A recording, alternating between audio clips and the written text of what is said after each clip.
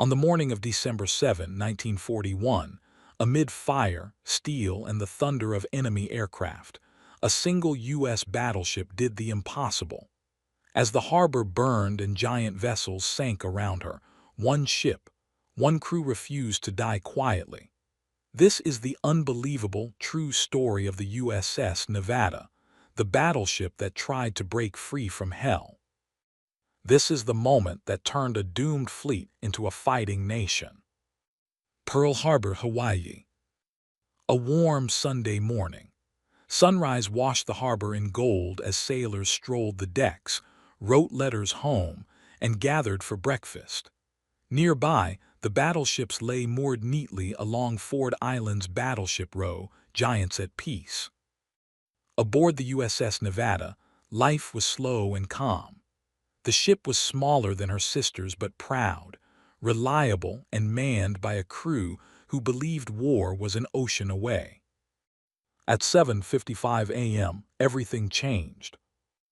A scream tore through the sky, an unfamiliar mechanical roar that no one had heard before. In the distance, dark shapes burst over the horizon. For a split second, the sailors watched with curiosity. Then came the first explosion. A mushroom of fire erupted from the USS Arizona, turning peaceful Sunday morning into a nightmare. The attack on Pearl Harbor had begun. Japanese dive bombers and torpedo planes descended with terrifying precision. Their orders: cripple the U.S. Pacific Fleet before it ever had the chance to fight. The Arizona exploded violently. The Oklahoma capsized within minutes. Battleships that had floated proudly at dawn now burned like torches. The Nevada took a torpedo hit early, its hull shaking violently, metal screaming, alarms blaring. Bosun's mate second class Donald Ross rushed through smoke-filled corridors to restore power. He fought through flames. His eyes burned shut, collapsing repeatedly but refusing to abandon his post. He would later earn the Medal of Honor for actions he could no longer remember, because he never left the engine room. But despite the damage, the Nevada could still move. And that single fact would change everything. For years, naval tradition had the Nevada moor at the end of Battleship Row. Now, that tradition gave her the one advantage no other battleship possessed. She wasn't boxed in. While the other giants were trapped side by side, Nevada had a clear path forward. Senior officers were killed or wounded. Smoke made it impossible to see. The water shook with explosions. Every instinct said to stay anchored and hope to survive.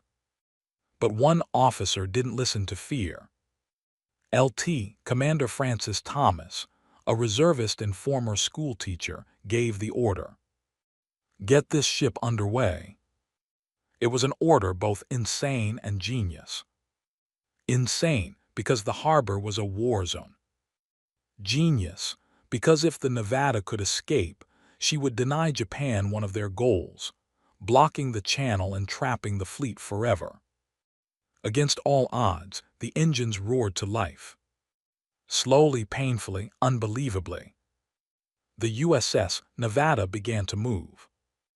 She was the only battleship to do so that day. Japanese pilots looked down in shock. A battleship, one of the largest targets imaginable, was leaving harbor when everything else was burning. To them, it was a challenge. The running battleship. The Nevada's forward motion transformed her into the most dangerous target in Pearl Harbor, dangerous not to Japan, but to the U.S. If she was sunk in the narrow channel, she would block all naval movement for months. Japan's commanders saw the opportunity and seized it. Entire waves of planes broke off their attacks to dive at the Nevada. To be moving meant survival. To be moving meant certain death. Bombs rained down, machine guns chewed up the decks, shrapnel tore through steel and flesh.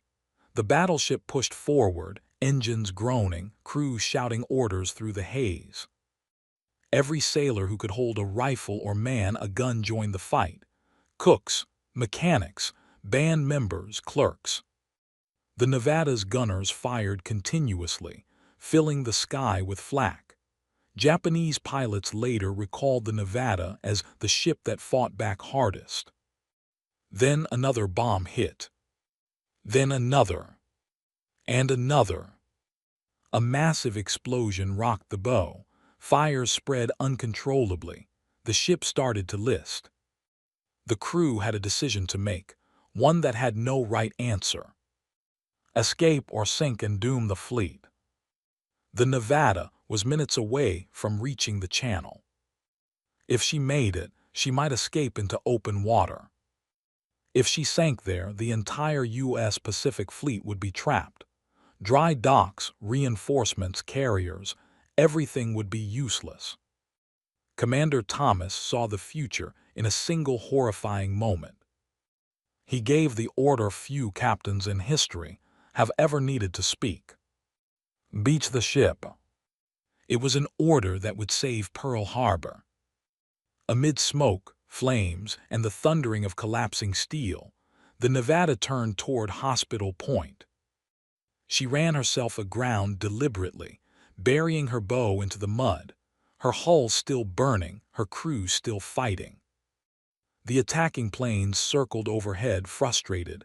They had thrown everything at her: bombs, torpedoes, machine gun fire. But she would not sink in the channel. She did not give Japan the victory they needed. The Nevada had outwitted fate. Stories that deserve to be remembered. While the world remembers the Arizona's explosion and the Oklahoma's capsizing, the Nevada's crew performed acts of bravery that often go untold. Donald Ross, half-blind, blistered, and unconscious, revived himself again and again to restart boilers. Seaman First Class Julio de Castro and his Filipino messmates dug through twisted metal with their bare hands, freeing trapped sailors in the doomed USS Arizona, then returned to fight fires aboard the Nevada. Nurse Annie Fox, watching from Hospital Point, ran into explosions to rescue Nevada sailors who leapt overboard while the ship burned. Everywhere chaos reigned. Everywhere courage answered. By 9:30 a.m. the attack ended. Smoke settled over the harbor like a funeral shroud. Battleships lay capsized or burning. Oil covered the water. Bodies floated among debris. And there, half sunken, half triumphant, was the Nevada. Her decks were wrecked. Her hull was torn open.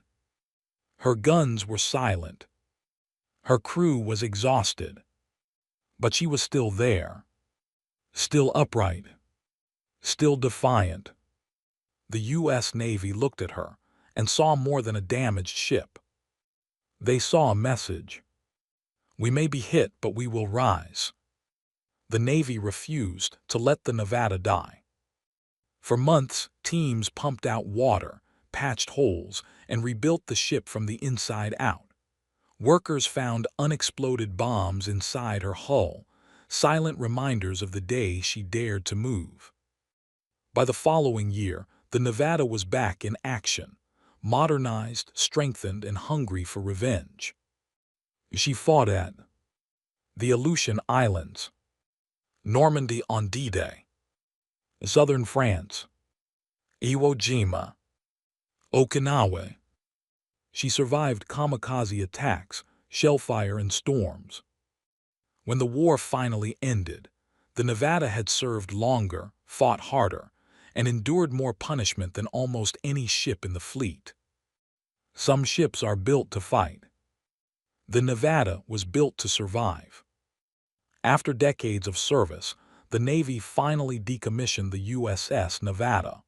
They tried to sink her during nuclear tests. She refused. They tried again with bombs and torpedoes. She stayed afloat. Finally, after days of continuous assault, she went down slowly, stubbornly, as if daring the ocean to do its worst. Even in death, the Nevada fought to stay alive. The attack on Pearl Harbor is remembered for its tragedy and shock, but within those moments of darkness lie stories of defiance, courage, and unbelievable heroism.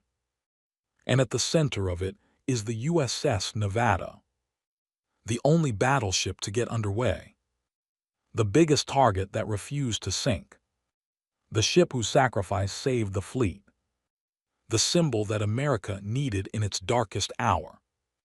When people ask why this story matters, why this ship matters, why this moment matters, the answer is simple.